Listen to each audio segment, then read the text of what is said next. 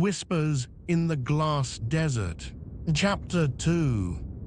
The Cathedral of Glass. The tunnel was not a rough-hewn bore, but a smooth, sculpted passageway, as if carved by water over eons.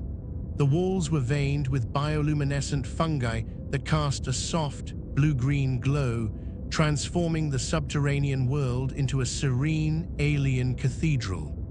The air was cool and carried the damp, earthy scent he'd noticed at the entrance, a stark contrast to the arid surface.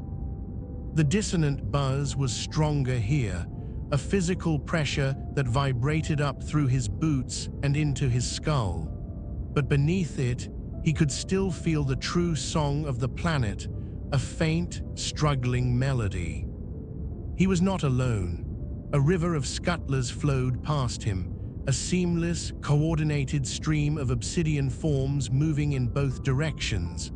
They paid him no mind, their multifaceted eyes fixed on some internal purpose. Their passage created a constant, complex vibration in the floor, a language of taps and scrapes that was now layered with the frantic energy of the crisis. Whisper, are you getting this? The bioluminescence. It's not random. It pulses in time with the healthy resonance. Affirmative. The fungal network appears to be a secondary resonance conduit, possibly a form of distributed nervous system. It is also showing signs of stress. Aris moved deeper, following the pull of the discordance. The tunnels branched and intersected in dizzying complexity, but Whisper, using the ship's orbital scans to map the vast network, guided him unerringly downward. He passed vast caverns where scuttlers tended to glowing gardens of fungi, their chisel limbs carefully pruning and cultivating. In others, they were excavating new tunnels, their coordinated tapping a stark contrast to the chaotic frenzy on the surface. He stopped at a wide ledge overlooking a colossal subterranean canyon. A river of liquid sand, superfine silicate particles suspended in a low-viscosity ionic solution, flowed sluggishly far below, grinding against the glass banks with a low roar. Spanning the chasm were delicate, arching bridges of woven crystalline filaments constructed by the Scuttlers. The scale of their engineering was humbling. The hive mind is not a singular intelligence, Doctor. It is a gestalt of instinct, a collection of pre-programmed responses to environmental stimuli. The current stimulus is pain. The pain is the dissonance, Aris realized, watching a column of scuttlers cross one of the bridges with perfect, unhurried synchronization. Their routines are breaking down because the foundational vibration of their world is wrong. As he pressed on, the signs of breakdown became more apparent. Patches of bioluminescent fungi had gone dark. In one tunnel, a section of the wall had collapsed, and scuttlers were working to clear the debris, but their movements were disjointed, some digging, while others simply tapped at random spots. The hive mind was fraying at the edges. After hours of descent, the character of the tunnels changed. The smooth, organic curves gave way to sharper, more geometric formations. The air grew warmer, humming with intense energy. The dissonant buzz was now a constant, physical assault. He rounded a final bend and found himself at the threshold of an immense cavern. It was the heart of the world, and it was dying. The cavern was spherical, vast enough to hold a city block. At its very center, suspended in a complex, glowing web of crystalline filaments, hung the heart crystal. It was a magnificent, multifaceted gem the size of a small frigate, and it should have been pulsing with a serene, blue-white light. Instead, it was marred by jagged, black veins that throbbed with a sickly yellow radiance. The sound it emitted was a physical force, a shrieking dissonance that made the air shimmer. The floor of the cavern was a seething mass of scuttlers, thousands of them. They scrambled over each other, tapping frantically at the crystal's base, at the shuddering support filaments, at the very walls of the cavern. It was a scene of utter, instinctual desperation. They were trying to heal the heart of their world with the only tools they had, and they were failing. Aris's own heart hammered in his chest, a frantic counter-rhythm to the world's death rattle. This was the source. This was where he had to make his stand. "This is it, Whisper," he murmured, his voice barely a whisper against the roar. He shrugged off the backpack and activated the heavy sonic emitter. "Feed me the corrected harmonic sequence, the pure song." Sequence loaded, initiating Song of Healing, magnitude maximum. He placed the emitter against the glass floor and triggered it.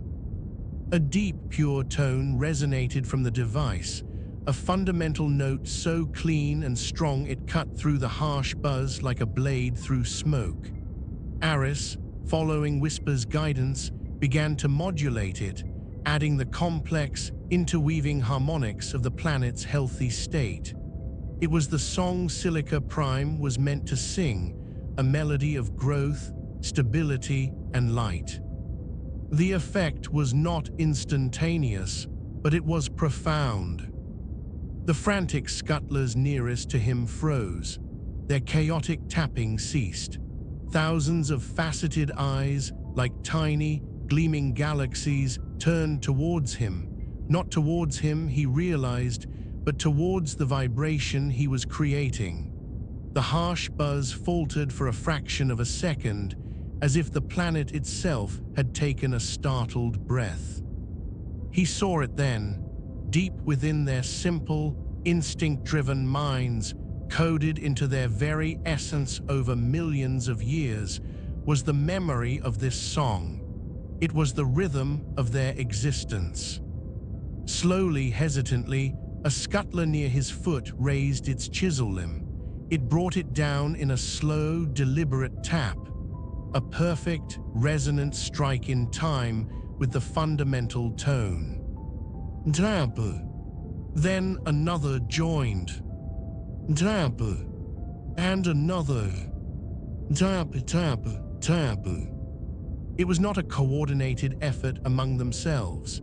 Each scuttler was individually synchronizing with the pure song flowing through the glass from Aris's emitter, but the effect was one of breathtaking coordination.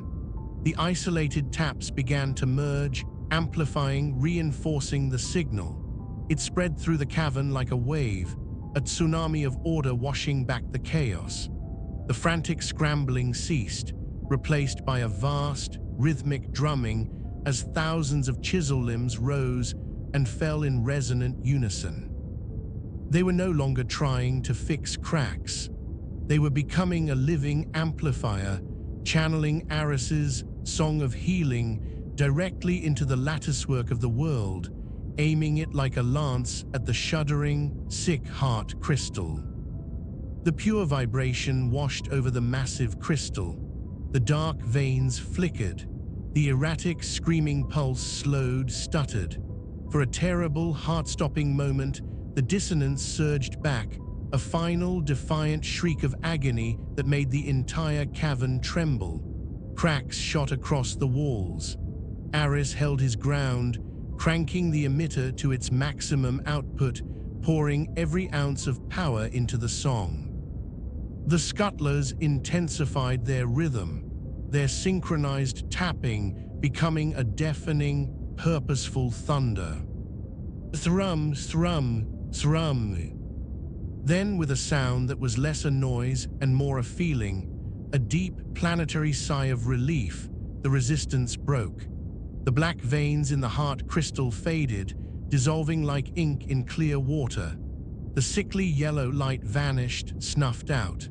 In its place, a deep, steady, serene blue-white glow emanated from the crystal's core, pulsing in time with the pure, harmonious song now filling the cavern.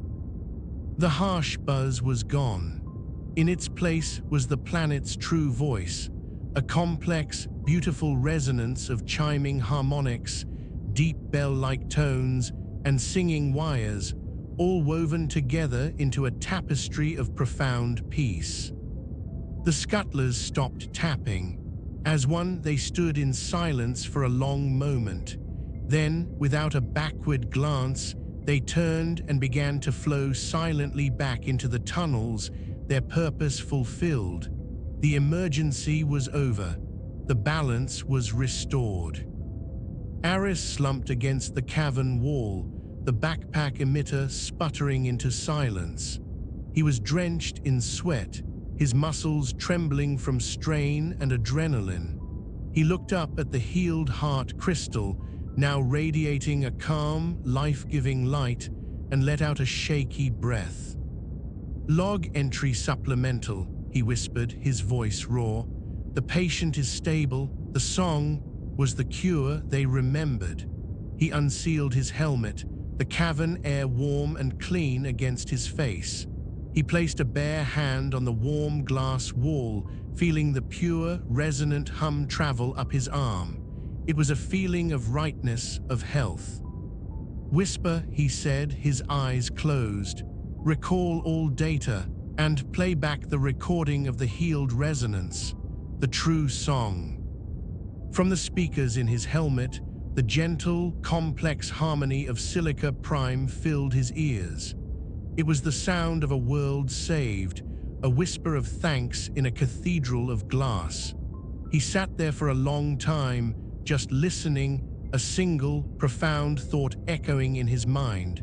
It is done. But high above, in the cold logic of orbit, the horizon's whisper was processing another set of data. A faint, anomalous energy signature buried deep in the long-range logs from their approach. It was not natural, it was artificial, and its point of origin was not on Silica Prime. The silence, it seemed, was about to be broken again.